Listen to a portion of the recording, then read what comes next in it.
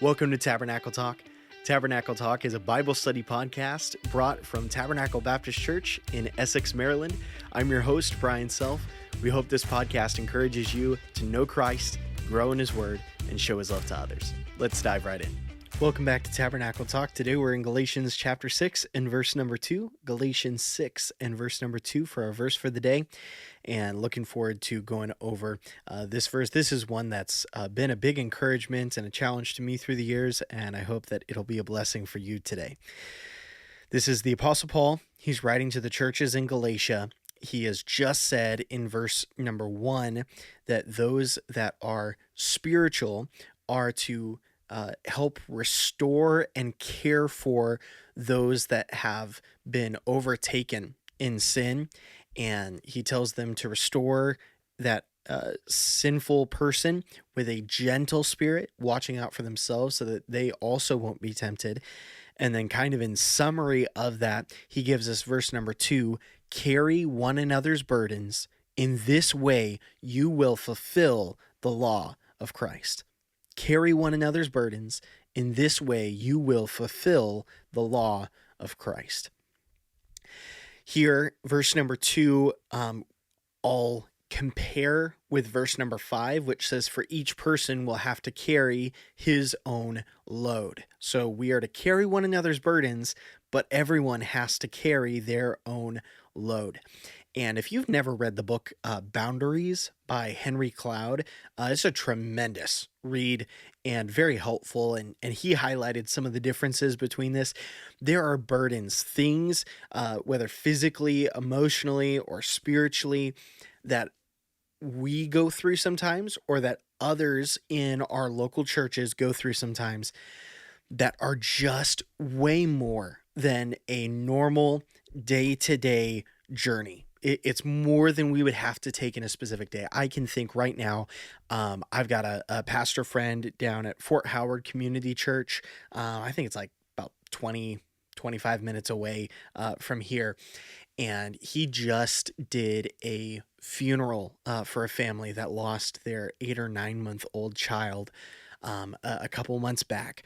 And that is, when I think about carrying one another's burdens, something that is way more than just like the day-to-day, I think of that church and that pastor that were caring for and carrying the burdens of that couple during that incredible hardship. We've got people in our church right now that are grieving the loss of siblings, of parents, of loved ones.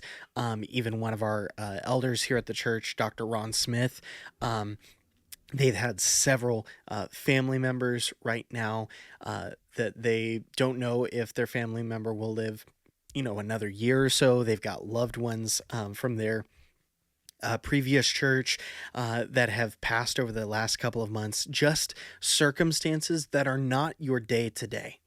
And we are called to carry the burdens of each other when we can. This is one of the reasons that I'm a firm believer in the local church, because if I am to carry the burdens of others, how in the world can I carry the burdens of every single Christian on this planet? I can't do that. However, I can help to carry some of the burdens of those within my local church, and I can encourage some of my friends of, hey, I know you've gone through this trial, and you had a parent that had cancer. Can you talk with this person? Can you care for them? Can you love them? Can you bring them a meal? I'm so grateful that a local body of believers is able to accomplish meaningfully for someone what just general thoughts and wishes, well wishes for all the Christians in the world could never do for them. I think it's so important to be a part of a local church. And so this is why we're called carry one another's burdens. We can't live other people's day to day. I can't live the life of my friend John, or I can't live the life of my friend Sherry. God just hasn't given me their race to run. He hasn't given me their load. But even though I can't do the day-to-day for them, when the really tough things come along that just weigh them on down, that they feel discouraged, that they feel anxious, I can come alongside and go, hey, I know that you are really feeling it right now, but I want you to know that God is faithful. I want you to know that the Lord is good even when circumstances are not. I want you to know that you can get through this. I want you to know that I'm here for you, and you need a meal. You need, a day off, and you just need to be with another person. I can be here for you, and I can listen, and I can pray for you, and I can, I'll bring ice cream or whatever it is. Just find some ways to practically love another person. This one, honestly, we've done a lot of these verse for the days so far, and I feel like this one's just so practical, down on the ground. You and I have ways that we can help alleviate the emotional and spiritual stress on another person. I think as well of, times when I have moved. I think I may have told this story on Tabernacle Talk before. So when my wife and I were moving all of her stuff from Oregon, where she had been teaching in a Christian school for a year, and I was moving her up. We had just gotten married like a week and a half, 2 weeks before. We were moving all of her stuff out of her second or third story apartment that she was there with a couple of other girls who were teachers at the school. And so we were moving that stuff, putting it in the moving van, and heading on up the 5 hours to Washington, where we live now. And so we were going to be doing that. And the day before, I had been told by this one guy, and he was like 6'5", 6'7", really like big, strong guy. He was like, "Oh yeah, I'm gonna help," and I was really looking forward to it. I tend to think of myself as a fairly strong guy, but all of the other girls that were there were like under 5'4". They were incredibly short people. And so I was like, man, it'd be really nice to have someone that's a little bit taller, much taller than me even, to be able to, navigate some of this stuff. And turned out, that whole time that we were loading, that guy never showed up. Never once, never heard from him again, actually. And so that was really funny. And I think here, carry one another's burdens. We don't want to be the one that especially in a local church, we have committed ourselves to one another. When you become a part of a local church, you are not committing to a set of programs. You're not committing to even a like preaching style or music style or one particular preacher.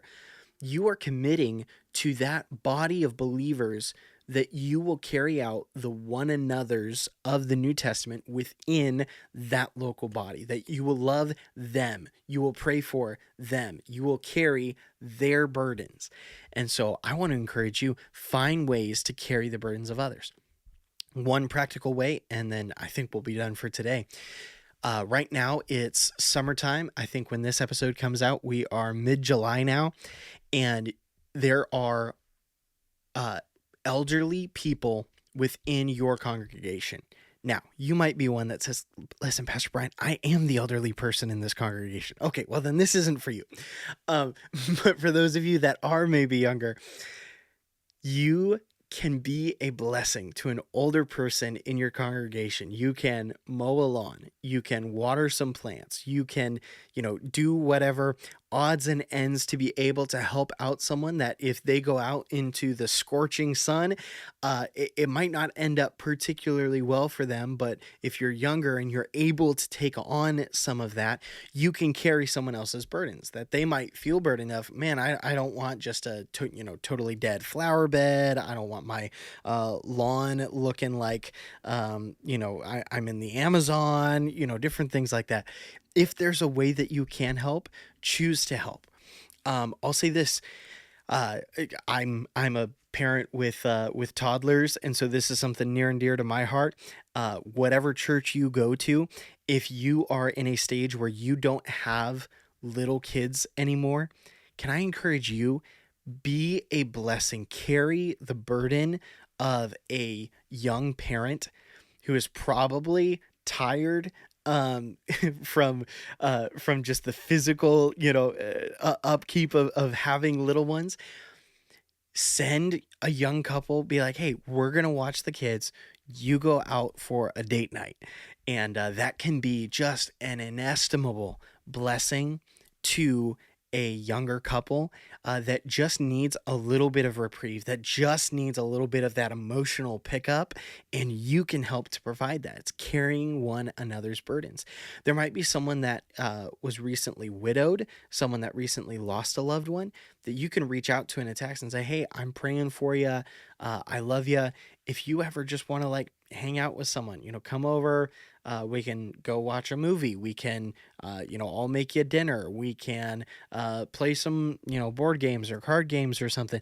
You can reach out and let people know that they're not alone. That can be an amazing way to carry someone else's burdens. Again, these are all things that it will depend on what your life stage is, what you're physically capable of doing, maybe what you're financially capable of doing.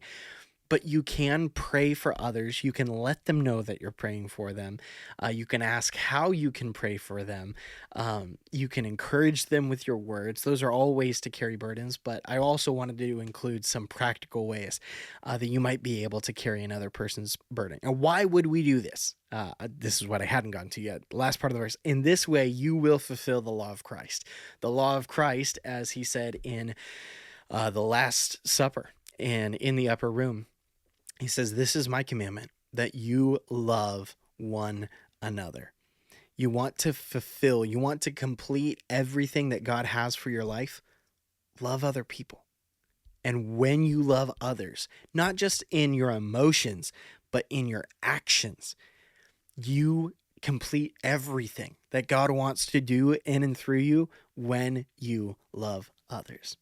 What a wonderful, attainable goal that is for you and for me.